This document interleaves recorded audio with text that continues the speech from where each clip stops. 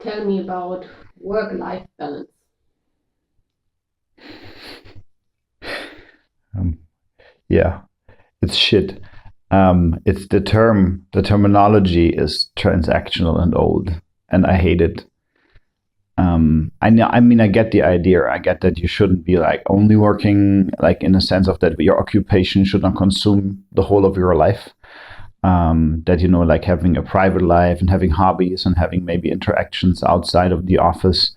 That's of course a good idea, and I get that. You shouldn't like burn out because you're a workaholic and you're doing 15 hours a day, and then you just break down and your life ends in some sense because you're only working. But let's take another turn. If they're not juxtaposed but opposed, like when people say work life balance, they use it like a balance, right? Like a scale. They say on one part there's work, on the one there's life. So they're kind of opposites in some sense. So putting more work is less life, and putting more life is less work. And in this, we should ask ourselves, what's the opposite of life, right? And the opposite of life is death, in some sense. And I mean, if you have a work-life balance and you mean it that way, then I could say that you're dead at work. And then I think your occupation sucks and you should change anyway.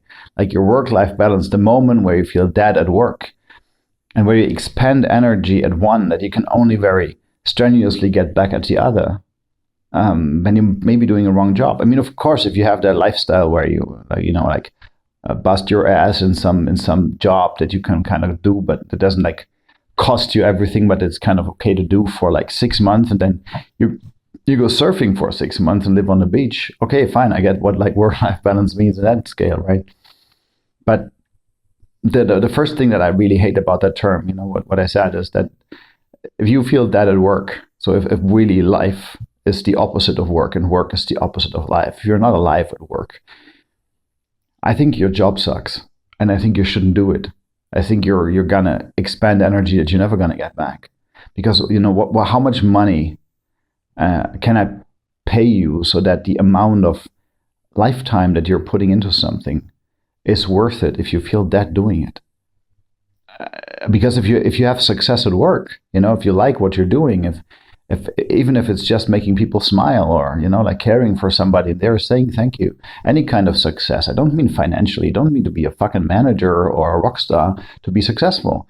I mean, my brother is a nurse, and I don't know. I've never asked him, but I guess that when he takes care of somebody and they get better and they walk out of a hospital, they came in on a bed and stretcher, or if somebody beats cancer and you were part of that, or if they say thank you because you brought them food or helped them or came to them in the night when they were in distress, I guess that's success. I hope he feels that way. You don't need to be fucking selling stuff or producing something or being an artist everybody likes or something like that. It's just doing something where you get something back. And I think success feels alive. Doing something that you're good at and getting any kind of result makes you feel alive. And that's and that in that sense I can't have that. Are you deducting that when you say work-life balance? Are you deducting the parts where you feel alive at work from that? Or is it just about the fucking hours you spend? Or is it about the amount of energy you expend and then get back? Because I do a lot of things in my private life that are not work. There are a lot of work on top of that. Like the opposite of work is what is the opposite of work? Not working? Is it like relaxation, or is it leisure? I mean, I think in that sense they are meaning leisure, right? Free time that you have to your own disposal and to do with whatever you like. And I know a lot of people who do things for fun that are really a lot of work. I mean, like, look, my father built a model train thing in this one room, and that was a lot of work. I'm writing stories in my leisure time. It's not my occupation. It's not my job. I'm writing because it's fun and expressionate and I'm loving it.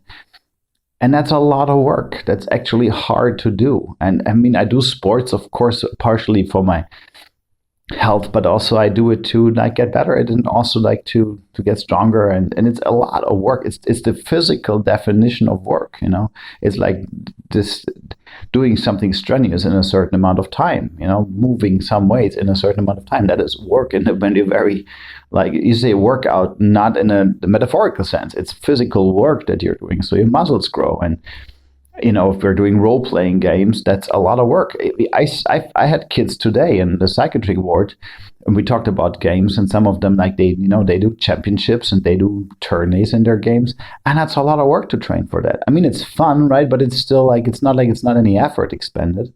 It costs an effort. I cook for leisure. I go shopping and come home and I cook, and that's a lot of work. I mean, if I prepare you, like our stupid 100-year pasta, or I'm making some nice eggs or whatever it is, like it's a lot of work.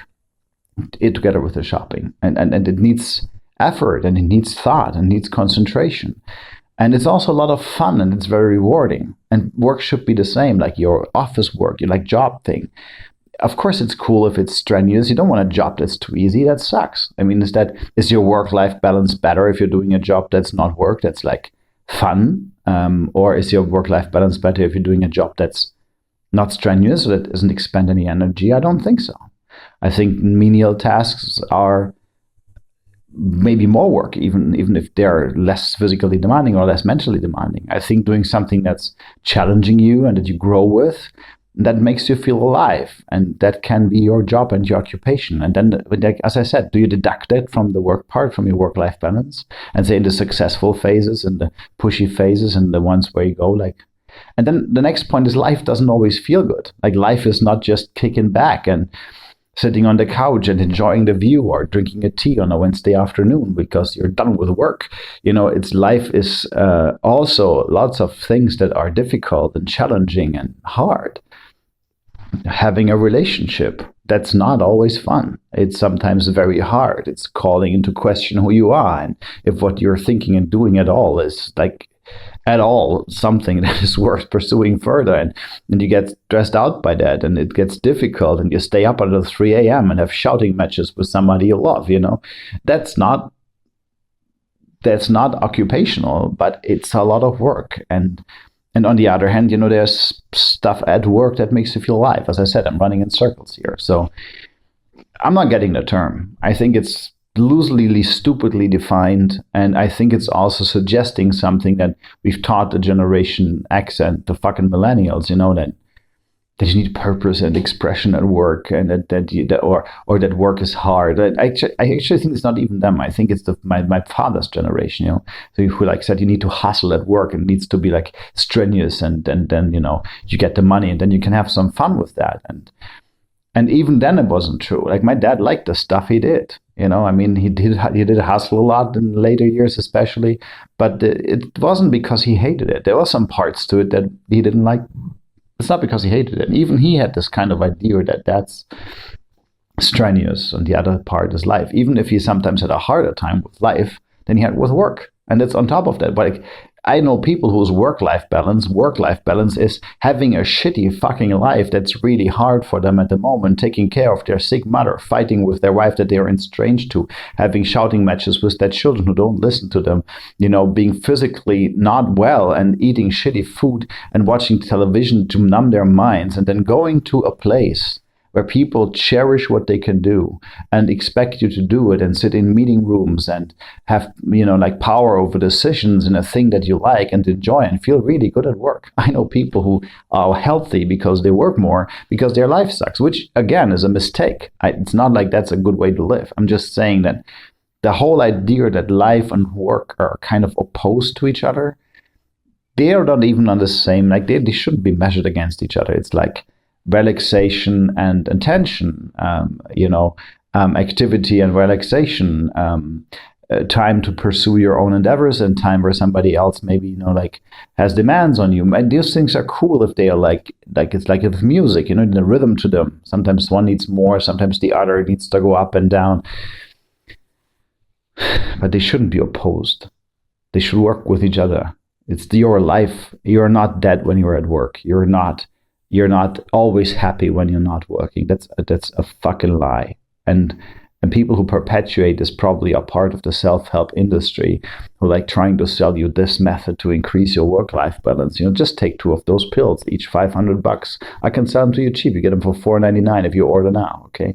And they'll increase your work-life balance. One of them is blue, it's called work. The other is red, it's called life. And you take 2 of them every day and everything's fine. Here are those 7 meditational exercises that help you improve your work-life balance. Like maybe it's a life balance. I don't know. Why the fuck does it need to have a balance? It should be tippy and Tobi all the time. It should be like music, A good song is not beat, pause, beat, pause, beat, pause, beat, pause. That's boring after 5 strides. It's just 1, 0, 1, 0, or minus 1, 1, minus 1, 1. You need like a symphony is more than that. And your life should be a symphony. Your life shouldn't be the most stupefied version of techno you've ever had without the lyrics and the music. It should be flowing and doing this and doing that and going that way and interchanging and new instruments here and look at that line there. And that's the fun of it. That's the stories we enjoy. That's the people we admire who have lived from that. That's the music we listen and love to dance to. Fuck balance. Like who came up with this shitty idea? Well, what about your work-life balance? How about all of this is life? And the part of it is that you choose to expend energy for certain projects and ideas, and some of them you get paid for, and others you get paid for not in cash, but in smiles and in relations and in happiness and in projects that you've done. Like I've built this furniture. Well, what was I that while I did that? I did that because it made me feel good, and it still does. And that was work in the physical sense, but it was life too. And it's as I said, it's like taking them apart from each other, not letting them flow with each other. It's fucking stupid. Like, what's your male, female balance in this relationship? Like in this household, what's our male, female balance in the kitchen? Well, it's not in balance because it's the stuff that I like doing and you don't like doing that much. So better I do more of it, and sometimes you do too, and it's part of the fucking symphony. And we dance to it. And we make the tune, and we're composers, not suffering people in the audience who want to have more of one and less of the other. Like with this complainatory nature just in it. I know people go on vacation, they feel quite dead. Depends on who they're going with and where and why, And I know people who are only alive when you see them work.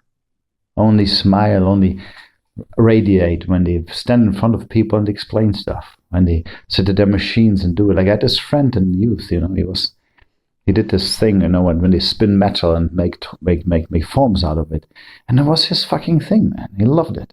I think he still does. I haven't talked to him in years. But, this guy, he was not dead when he was spinning the metal. He was alive. And it was work. And he got paid for it. And he got good at it because he loved it. When he came home and switched on his PlayStation, he didn't do that because it was dead. And when he had made love to his wife, I'm pretty sure he felt alive, and I hope so. He still does. It's not in balance, man. It's in the whole symphony and the harmonies that you strive for and the sympathies that you get just out of it. It's like, it's not balancing. It's not a balancing act. Dancing is not when you stand on one tippy toe and hope not to fall to one side or the other. It's when you move your body and try not to fall on your face at the same time. But you can fall off the horse on the other side, and balance is always such a ridiculous idea. Homeostasis, like having a range in between things are okay. You can do one too much or too little of another, of course, man. But that's a whole lot of set of things, Work-life balance. Go fuck yourself. No, man. It's not. It's a stupid term. How's my work-life balance? Non-existence, because I feel alive when I do stuff. And I feel that when I do stuff. And when I feel that about something, I don't feel good. I'm depressed. I'm not all right. And I'd like that to be less and more of the other. But it has nothing to do with the amount of hours you put into something. It has to do with how much meaning you're able to create from it. And then it doesn't matter if you're a nurse or a craftsman or an artist or a housewife or, single mom, single dad raising his kids. It doesn't matter what you are. If you find some meaning from it and you create it and you find the freedom to experiment with stuff and you move forward and you learn and you expand your knowledge and your relationships and you laugh and you cry and you have times where it's good and times where it's bad, and you're not dead. You're only dead if it doesn't mean shit. If you attach any kind of meaning to it, it makes you feel alive. And then there's nothing to balance that against. It's just keep on going, man. And don't over-exaggerate because you're probably going to die from that. That'll be bad for your work-life balance. And put some fucking work into the things that you like to see happening. I don't care if you're getting paid for it or not. You want a good apple pie, like, put some fucking work in, man, and bake one. Don't sit there on your back and say, like, I can't because I've worked too much today. No, you want an apple pie, go bake one, I'm ranting now. It doesn't matter. It's just, I've worked like occupationally, being on the road and did seminars with people for like this month for almost 300 hours. I've put work time in just in stuff that I'm getting paid for 300 hours this month, and it's just the fourth week. It was too much. And now I need to kick back a little bit from that. That's true. But the same would have been true if you would have been on holiday for the same fucking amount of time. Doing different things that are all you and finding a rhythm between them and enjoying the ride. That's being alive. And being better at that, yeah, that's a good idea. Don't tell me it needs to be balanced against some or the other. Like, you need to be all right with what you're doing. You need to like the life that you're living, complete with your occupations, your hobbies, your relationships, the people you hang out with, the music you listen to, the moments you take for yourself, and the moments you give to others. Like, all those things are part of it. It's not singled out one thing and then balanced against another. Again, people who say this, I think they're trying to sell you some self-help shit. And most of that sucks anyway. Yeah. That's what I think about work-life balance. I think it shouldn't be called that. It's a fucked up term. Stupid.